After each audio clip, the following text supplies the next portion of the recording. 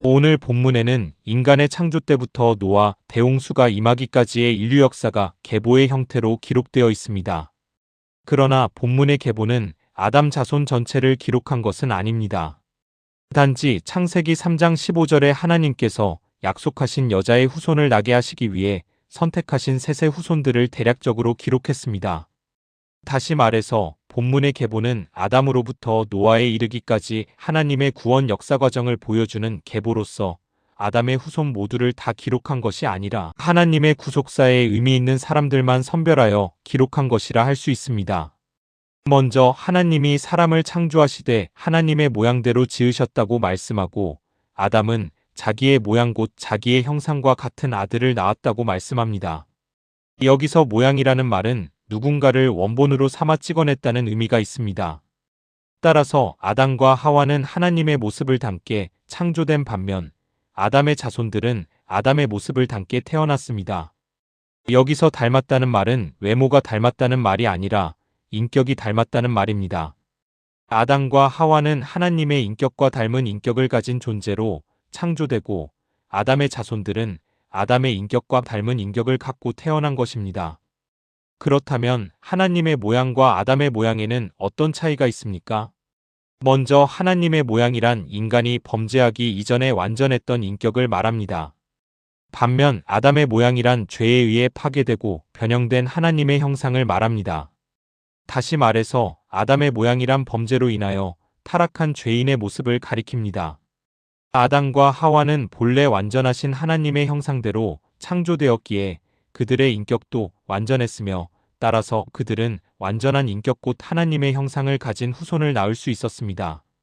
그러나 아담과 하와가 범죄하여 전인격적으로 타락하고 부패하게 됨으로 인해 그들은 완전한 하나님의 인격을 닮은 후손을 낳지 못하고 파괴되고 변형된 하나님의 형상, 곧 타락하고 부패한 인격을 가진 후손들을 낳게 된 것입니다.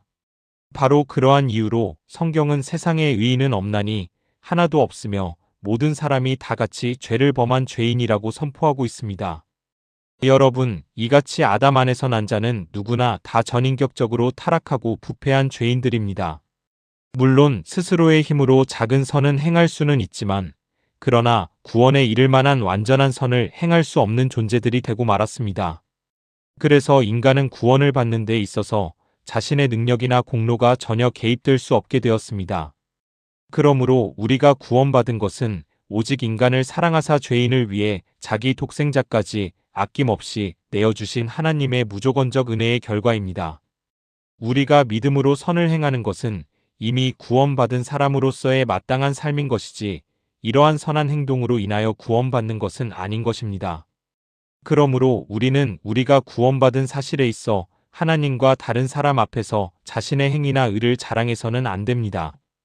다만 자신의 죄인됨을 고백하고 그러한 죄인을 구원해 주신 하나님께 감사하며 선한 삶의 열매로 영광을 돌리는 삶을 살아야 하는 것입니다. 이어지는 본문에 아담의 계보를 소개하면서 죽었더라는 말을 8차례나 거듭하여 반복합니다. 이것은 인간이 태어나면 반드시 죽는다는 사실을 강조하는 표현입니다. 여러분, 죽음은 그 누구도 피할 수 없는 절대적인 운명입니다. 죽음은 인간이 극복할 수 없는 절대 한계입니다. 인류의 시조인 아담은 930세를 향수하고 죽었습니다. 무두셀라는 969세로 성경의 인물 가운데 가장 오래 살았지만 그도 죽었습니다. 또한 오늘날의 우리들도 죽습니다. 죽음은 그 시간에 길고 짧은만 있을 뿐 누구에게나 다 찾아오는 것으로 아담의 범죄 이래 인류가 젊어져야만 하는 하나님의 징계입니다. 여러분, 죄의 삭은 사망입니다. 그러므로 죄에 빠진 인간은 누구나 다 죽습니다. 그러하기에 인간들은 날마다 죽음을 대비하는 삶을 살아야 합니다. 죽음은 언제 찾아올지 모르며 죽음 이후에는 심판이 있기 때문입니다. 그런데 죽는 것으로 모든 것이 끝나는 것이 아닙니다. 죽은 후에 누구나 하나님의 심판대 앞에서 그 행한 바대로 보응을 받게 됩니다. 그래서 성경은 아모서 4장 12절에서 내 하나님 만나기를 예비하라고 말씀합니다. 그렇다면 우리는 어떻게 죽음을 대비해야 합니까? 그것은 죄를 회개하고 죄인을 구원하시기 위해 십자가에 죽으신 그리스도를 구주로 영접하며 죄의 삭을 치르고 하나님의 말씀에 순종하는 삶을 사는 것입니다. 그렇게 할 때 우리는 죽음에서 해방되어 영원한 하나님의 나라의 백성으로서의 삶을 회복하게 되는 것입니다. 이에 대한 소망을 주시려 하나님께서는 에녹을 조명하셨습니다.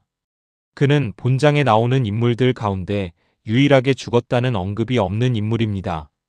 24절은 에녹이 하나님과 동행하더니 하나님이 그를 데려가심으로 세상에 있지 아니하였다고 기록하고 있습니다. 신약성경 히브리서 11장 5절에서도 이러한 사실을 말씀합니다. 믿음으로 에녹은 죽음을 보지 않고 옮겨졌으니 하나님이 그를 옮기심으로 다시 보이지 아니하였느니라. 그는 옮겨지기 전에 하나님을 기쁘시게 하는 자라 하는 증거를 받았느니라. 아멘. 이것은 결국 하나님과의 화해와 인격적 교제가 이루어지는 곳에는 죽음으로부터 구원이 있다는 사실을 예표적으로 보여준 것이라고 할 수 있습니다. 특히 계보에 나타난 사람들의 나이를 잘 계산해보면 에녹의 승천 전에 죽은 사람은 오직 범죄의 직접적 당사자인 아담 한 사람뿐인 것을 알 수 있습니다.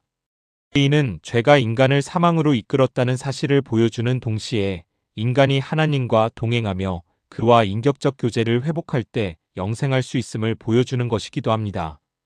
그러므로 에녹의 승천은 하나님 안에 영생의 소망이 있음을 계시하는 동시에 인생은 무엇보다도 하나님과 인격적 교제 회복에 힘써야 함을 우리에게 전해주고 있다 할 수 있습니다.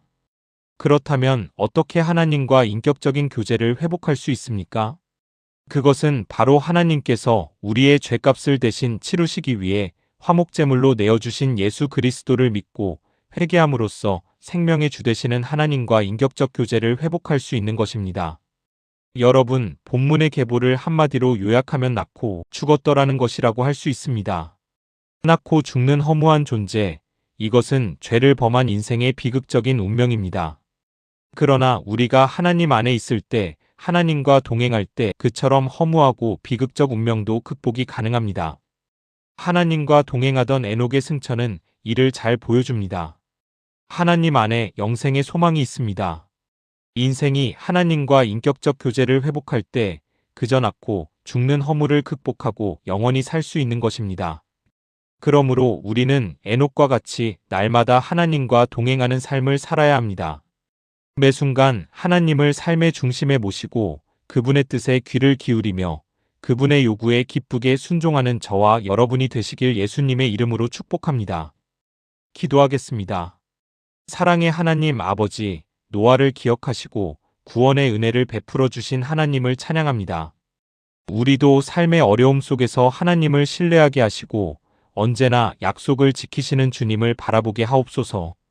홍수 후 새로운 시작을 허락하신 것처럼 우리에게도 믿음의 새 힘을 주시고 날마다 감사하며 살아가게 하옵소서. 예수 그리스도의 이름으로 기도드립니다. 아멘.